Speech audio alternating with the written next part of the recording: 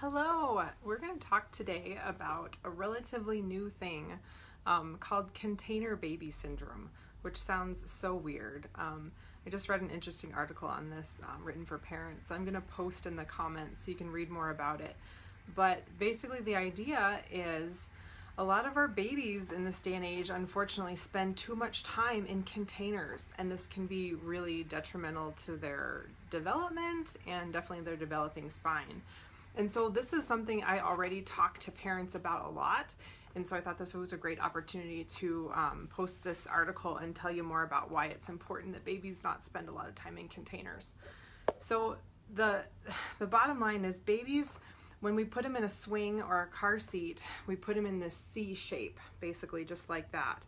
And if they spend too much time like this, it can be really harmful to their body and their development. What babies need is lots of time in different positions. They need time on the floor to kick their legs and move their arms and turn their head from side to side.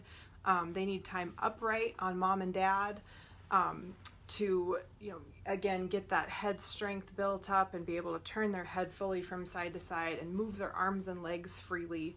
When they spend too much time in that C shape, like all containers do, it can be really hard on their bodies.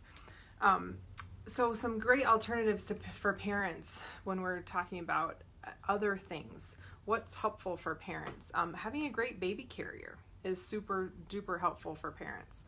What we want when we're looking for a good baby carrier is one that's comfortable for the baby and for the parents. And so the first thing you want to look at is to make sure that the baby carrier supports the baby all the way out to their knees. So that baby carrier should hold them under their bottom and support them all the way out to the bend of their knees, not dangle the baby by the crotch, which is really hard on the baby's spine and pelvis and hips. So that's important for baby. A good baby carrier will put the baby typically in this position where we say that the mom can kiss the baby's head is how high they should be on the mom's chest. A good baby carrier also has straps on both sides. I used a sling, the one-sided things for brief periods when my kids were little, but the sling, because it puts all the baby's weight on one shoulder, is not the most comfortable thing for long periods of time. So my favorite baby carriers are like the Mobi-Wrap or one of the things that are like it for newborns, and the Ergo or the Tula or things like it are my favorite for older babies because they're really good for baby's body and really good for mom and dad's body.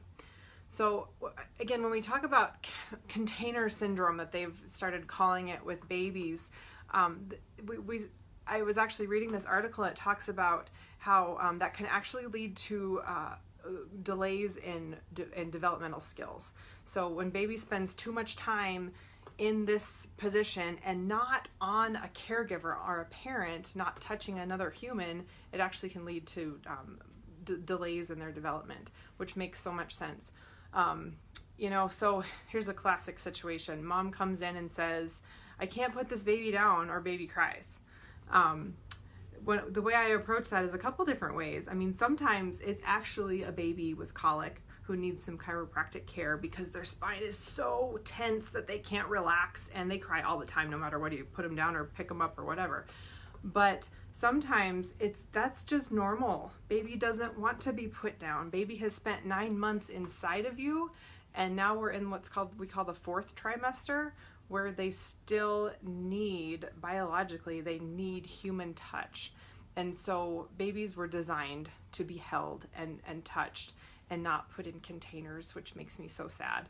So a couple other things that I see as a chiropractor, when I check babies, very often they do need an adjustment after a long car ride. If you go to Denver and back, for instance, that's a good time to get your kiddo checked by a chiropractor, because you think about how you feel after a drive to Denver and back, and them being all cramped up in that car seat for that amount of time can actually cause spinal issues that can manifest in maybe reflux or spitting up or colic or all kinds of stuff, because babies can't tell you that they hurt.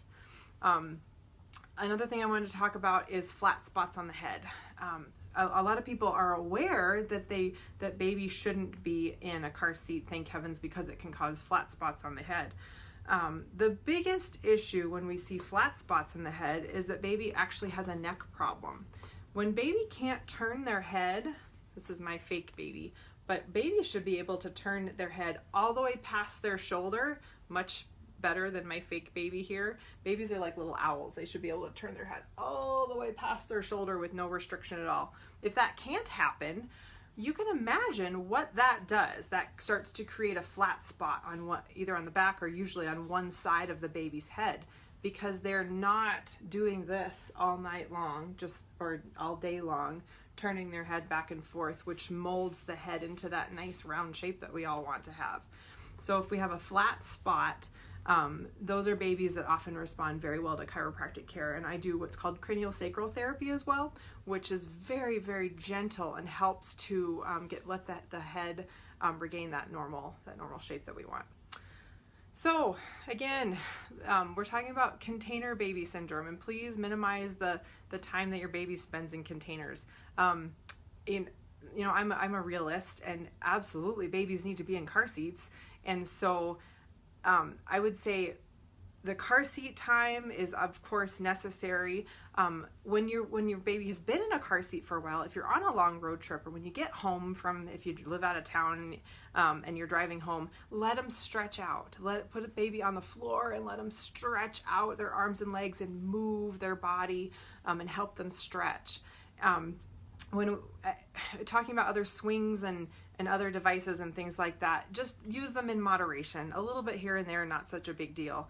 While we're on that topic, when we talk about bumbos, exercisers, walkers, Johnny jump ups, all of those things that are like that, as your chiropractor, what my recommendation is on those things is short amounts of time, and don't put the baby in a position that they can't hold themselves until they can do that themselves. So like an exerciser is okay for short periods of time once the baby is already able to sit up and support their spine by themselves. If you're putting a too little baby in an exerciser, this is what happens, flopping all around like this, because they don't have the spinal development to be able to support their body in that sitting up position. What I really don't like is bumbo seats. Those are those plastic seats that put the baby right in that seated position. Number one, those things are really dangerous because parents typically put them on a counter, and many, many babies have fallen off of the counter out of the bumbo seat. So definitely don't put them up on something in the bumbo seat. But the other thing is those are made for little babies who are not old enough to hold their head up yet. And so I've seen like scary videos and pictures of a little baby in a bumbo seat that should not be holding their head up yet by themselves. They're flopping all over here, which is not good for their spine. So I hope that video was helpful. Please post any comments or questions that you might have about containers and babies and infant development. I'm happy to answer any question you have. I hope you have a great day. Thanks for watching.